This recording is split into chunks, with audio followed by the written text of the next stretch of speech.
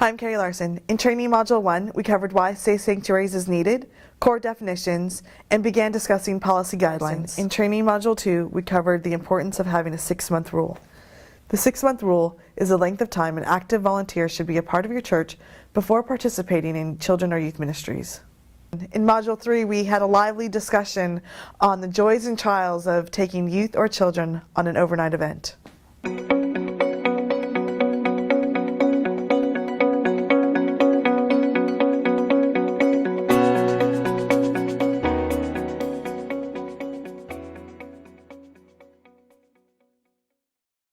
Right, here's another big one is transportation and vehicles. So any driver who you think is going to be driving children or youth, they need to be background checked and motor vehicle checked. And so that's a little bit difficult because sometimes that's last minute, oh, can you help drive, those kinds of things. But again, it's about preparing your parents. Hey, here's our policy. And so I would just like a list of 5 to 10 parents who are going to commit to driving at events, and you get them background checked and cleared. Yes. From the Lady Sexual Misconduct Questionnaire instructions. Who must complete and sign a questionnaire? All persons who work with children and youth must complete it. In addition to the regular workers, this includes adult chaperones 18 and older for church scheduled events involving children, i.e. retreats and outings. The questionnaire does not have to be used for parents or adults who carpool youth to or from UMYF meetings. That is interesting. I know what you're saying now. Would that be like parents who are driving children to youth group meetings? Like that seems different than. Is that what that reads? Well, the questionnaire, UMYF meetings. 2-page questionnaire should be filled out, everybody who deals with children. Right, And then we'll talk about forms. that's what she's talking about. Okay, so that form 2-page there. questionnaire. Yeah, it sounds like that's talking about parents driving to youth group, but then if there's another driver that's taking them from church to wherever that is off campus, then they need to be background checked and vehicle checked, right? And so here's what we do. This is just an added insurance. In no book you will find this, but it's good protection on you guys. At the beginning of the year, I kind of peg my adults of who's going to be driving. And so I'll say, are you willing to drive again this year at any time? Yes? Okay, great. So here's what I need from you. Can you give me a current copy of your driver's license and your insurance card? So I have a binder, and all of my drivers are in there. And so you know that they at least have a current insurance and a current driver's license. Sometimes that changes. You never know. Just so I'm clear, insurance, for you, what you're saying insurance check means is a copy of the insurance card? A copy of the insurance card, yeah, The personal insurance. Personal insurance, yes. A lot of your insurance companies, and this is just a question to call, is your church insurance. We have Church Mutual. I don't know how many of you have Church Mutual, but they have, if you're renting a car, I never get insurance through rental companies because you can get a rider from Mutual Insurance that's totally free. And so it covers your drivers, but it also, your driver needs to have insurance. So it can't just be mutual insurance covering the car. Like your driver needs to have insurance because that's the law. So, yes. So how often does an MVA check have to be on the drivers? So we do, we're going to talk about how often checks are done. We do ours every year, just as part of our policy. So, but we'll talk about that. That's not the norm. Okay?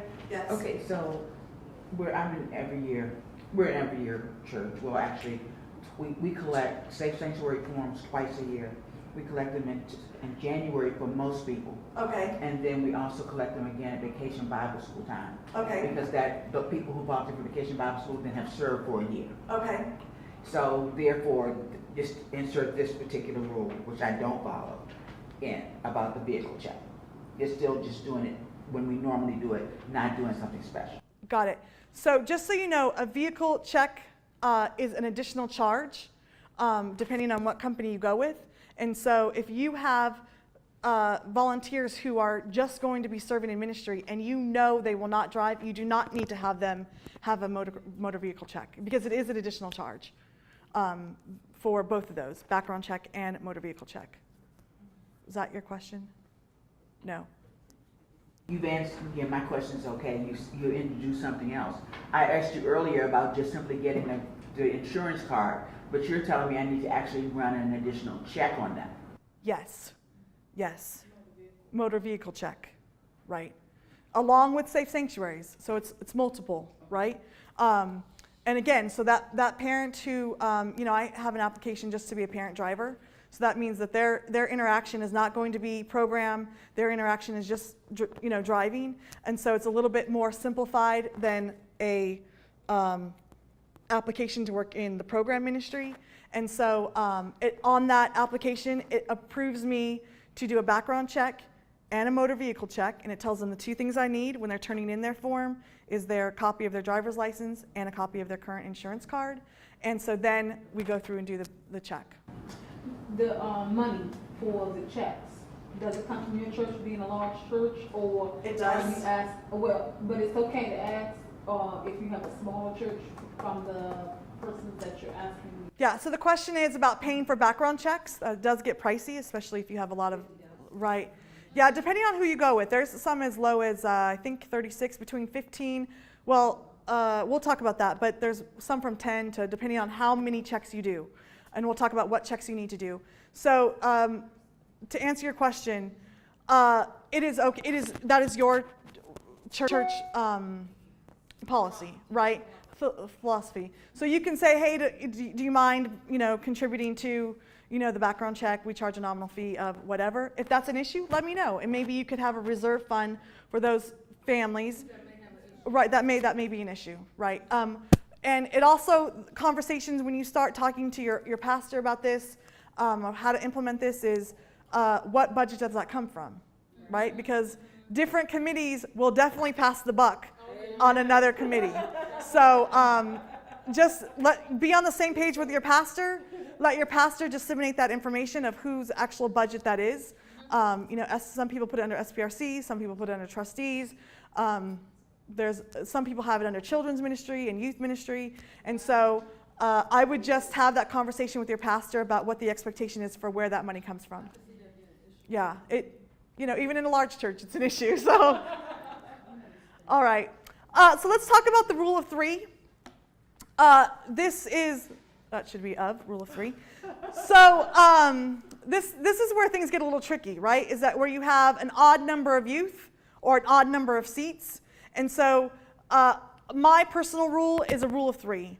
So I try not to do 2 adults and 1 youth because I think that's just awkward for the 1 youth that's kind of stuck there. So I'll break up another car and add another youth.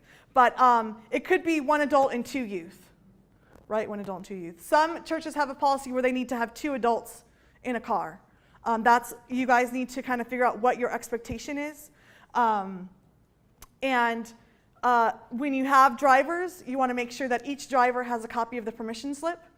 I've learned this from experience. I can tell you that, it's a perfect plan in a youth pastor's mind to all travel together, to all get off at the same exit together. But there are times when things happen and, you end up 30 minutes behind and a car accident happens back here and you're already way down the road. And so your volunteer is now responsible for youth that they may not be conscious to call parents. They may not have information of, some don't know their name. They just met them that night, right? So you kind of need to make sure that the permission or medical slips that you have, you copy them. And before we leave, I give my drivers 2 things: directions or a schedule of what's happening and where we're going, and a file of medical releases. Their job is to give that back to me, and then I shred them. Right? So just so you know, that's really important, especially for, when you're driving and you get separated. The whole goal is you try and stay together, but 99% of the time it doesn't happen. And something happens. We've had a trip where there was a car accident. Thank God everyone was okay. But, the driver had all of the parents' information to call right there and say, we're good. Do you want me to take your son or daughter to the hospital? Because it's the parent's choice.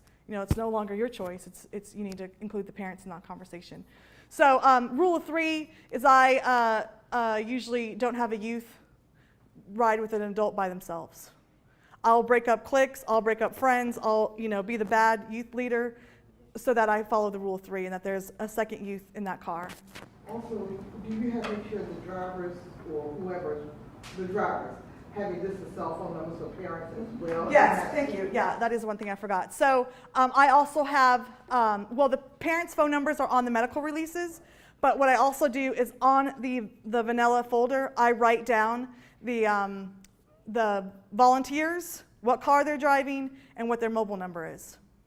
So just so that if anything happens, you could call somebody and let us know what's going on. What if you're one parent and are driving home two youths and they live in separate areas and you drop one off and you're going to be by yourself with one youth? Yeah, I don't do that. I just make it a rule myself. I want to protect, so again, you're here to protect volunteers and children and youth. And so I will tell the parent that I can't take them home, that we need to find, parent, you can pick up from so-and-so's house, you know, but you got to have that conversation ahead of time. But I always just really try and stay away from a single youth. Now, I will say in my ministry, it's happened. I mean, it just, plans change when you're driving home. Oh, my mom texted me I need to go home. Okay, can you do me a favor? Can you just get in my back seat? When so-and-so gets out, can you ride in the back seat? Right? So it's just saying, look, we're going to have a little division, right? Not that I don't love you, that I don't care for you, and that I don't want you to ride, you know, shotgun. But what I am saying is that if that's going to happen, then I'm going to need you to ride in the back seat. I mean, it's just, that's on the fly, and I wouldn't use that as a backup plan, but it is just kind of the thing that I do. You know, it just sets you up safe, right? If there's any accusations or conversations, it's like, okay, well, as soon as my other kid got out, I had them go to the back seat until they got home. You know, it's just to protect yourselves. Yes? What about gender mixing between drivers and youth?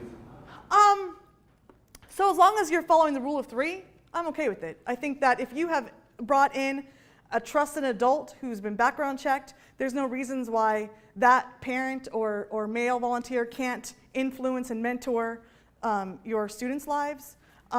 So I'm okay with that. You guys may have a different preference on that, but in ministry, when you're setting that up, either children's or youth, you want to have a mix of who, you know, you have in your ministry. And so there might be some girls who are struggling with parental issues, and this dad here, just, there's like a connection there, right? And so there's like a role modeling and conversations that take place. That's just a preference. Again, that's probably an individualized conversation. And there may be times where I just say girl's car, guy's car. It's just easier to, in my head, to do numbers or whatever that looks like. But I'm okay with either or. So it just depends on, you know, a preference. But good question, though. Any other questions on transporting? I know this is usually a really hot topic. I think we're good? Okay. Vehicles. So a lot of questions come around youth driving to events and youth driving other youth to events. So I have a strict policy that youth can drive to church, and after that, you're on my dollar, right? So you're my responsibility. And so youth are not allowed to drive to the bowling alley and meet us at the bowling alley. If that's the case, then you just can't join us tonight, right? If that's their only means of getting here. Youth, we also have a policy that youth cannot drive other youth.